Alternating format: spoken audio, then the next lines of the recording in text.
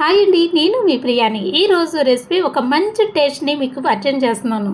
ఈ రెసిపీ చేసినప్పుడు ఎంత టేస్ట్ ఉంటుందని నేను కూడా అనుకోలేదు. ఇది నేను యూట్యూబ్లో చూసి చేశానండి. యూట్యూబ్లో చక్కర్లు కొడుతున్న రెసిపీ, చాలామంది నచ్చి మెచ్చి ఫీడ్బ్యాక్ ఇచ్చిన రెసిపీ.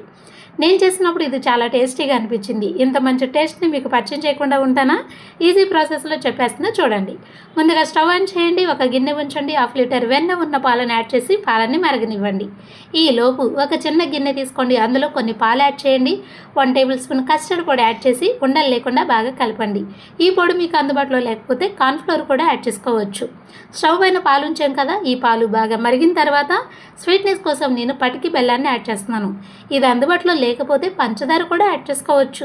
ఇలా మరిగిన తర్వాత ఇందులో మనం ముందుగా రెడీ చేసుకున్న కస్టర్డ్ మిల్క్ని యాడ్ చేసి ఫ్లేమ్ని సిమ్లో ఉంచాలి. ఒక 2 నిమిషాలు దగ్గరే ఉండి కలుపుతూ మరగనిస్తే కొంచెం థిక్నెస్ వస్తాయి.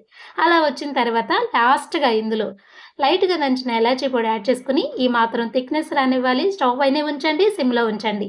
ఈలోపు ఇందులో మనం బ్రెడ్ యాడ్ చేస్తాం కాబట్టి మీరు తినే బ్రెడ్ తీసుకోండి. బ్రౌన్ పట్ను కట్ చేయండి.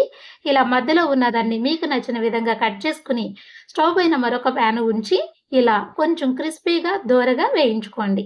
ఇవి తీసి పక్కన ఉంచండి. ఇందులో మనం మరొకటి యాడ్ చేస్తున్నాము. ఇది షీర్ కుర్మాకి వాడే సన్న సేమియా.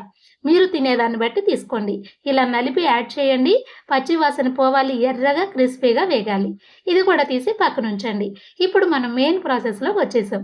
ఇలా ఒక బాక్స్ తీసుకోండి. అందులో ఫ్రై చేసుకున్న బ్రెడ్ పీసెస్, రెడీ చేసుకున్న కస్టర్డ్ మిల్క్, ఇలా ఫ్రై చేసిన సేమియా ఇలా మీరు 2 టైమ్స్ యాడ్ చేయాల్సి ఉంటుంది.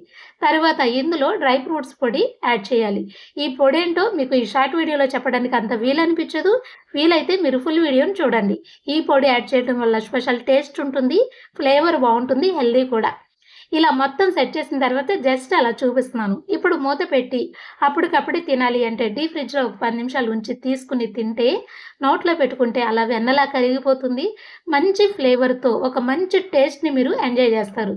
ఈ రెసిపీ మీకు వివరంగా కావాలి అంటే ఈ షార్ట్ వీడియో కింద ఫుల్ వీడియో లింక్ యాడ్ చేయబడి ఉంది. వివరంగా ఉంది, ఒకసారి చెక్ చేయండి. Thank you.